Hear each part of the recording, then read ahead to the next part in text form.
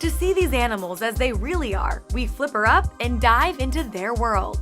Almost immediately, our new dolphin friends check us out. They are naturally curious.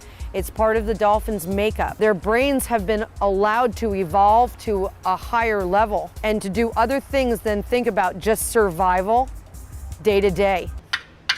In the bumper, we found 25 to 30 pounds of crystal meth. That's millions of dollars worth of crystal meth. We're seeing an increase in Mexican-produced opium. You know, this is an area that's pretty run down and people are just using out in the open. When you see the scars on your arms, what do you think? I regret, but I use again and I forget. Today, information about the killings is still blocked in China, and journalists aren't allowed to report freely in the square. When we tried to film there, police quickly spotted our cameraman, but left me alone with a cell phone. So this is one of the challenges of trying to film in Tiananmen Square. We have journalist Bisez, we're here with the translator, but Demetrius is over here talking to the police, and they just don't want any videos or pictures of Tiananmen, even to this day.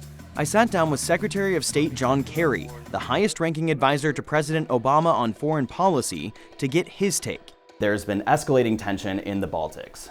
Are we entering a new Cold War with Russia? No, I don't believe so, and I certainly don't want to see us do that. I think it would be a terrible waste of energy. That's our chopper! To understand the sheer scale of this operation, we were taken up in a medevac chopper. It's pretty amazing to see a NATO military exercise like this, but when Russia sees it, they perceive it as a threat of war. In fact, in 2015, they listed NATO as one of the biggest threats to Moscow. In the past, Misty Copeland found it hard to fit that mold. How difficult was it to get to the top? For me, it's been a lot of inner battles. Questioning whether or not I belonged, feeling comfortable enough to be able to grow as an artist and as a dancer. We heard the Tamidor, the local military, was searching for 2 American journalists, so we had to sneak our way into the camps. Duck, okay. We're ducking through police checkpoint. That's where we met Jack. He used to be a student at the local university when the violence broke out in 2012. Along with more than 100,000 Rohingya, he was relocated to what can only be described as an internment camp. And we quickly learned life here is pretty bleak. Organized almost entirely online through social media, hundreds of young people gathered to speak out about the shooting death of 18-year-old Michael Brown. What does it feel like as a police officer to hear, your community respond this way? It can be difficult. I mean, to have people tell you that they want to kill you and they hope you die, they're going to come find you at your home, that's disheartening. They say you'll get to experience just how tough crossing the border can be. A lo mejor en la vida real es muy difícil, es muy feo.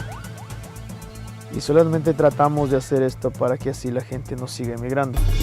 We spent the next 5 hours crawling through tunnels, marching through mud, and jumping over streams, all while avoiding La Migra and bandits that were trying to rob our group of supplies and kidnap our women. The journey was long and difficult. Some were lost along the way. That's the desperate scene for many of the typhoon survivors in Tacloban.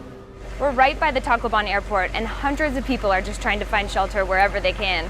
This is actually where we slept last night, and we were pretty lucky because we had a real roof over our heads. It's mostly a military and international journalist room. And if you walk back here, this was like our little corner. Here on this metal ground, we laid some raincoats down and just kind of ducked under these cots. We just bought this pineapple for around 16 cents, which back in the States is next to nothing. But here in Cuba, where people live off just 20 bucks a month, pineapples can become a luxury. And luxuries are out of the question, as most Cubans have struggled just to put food on the table for decades. The U.S. cut off all ties with Cuba in 1961.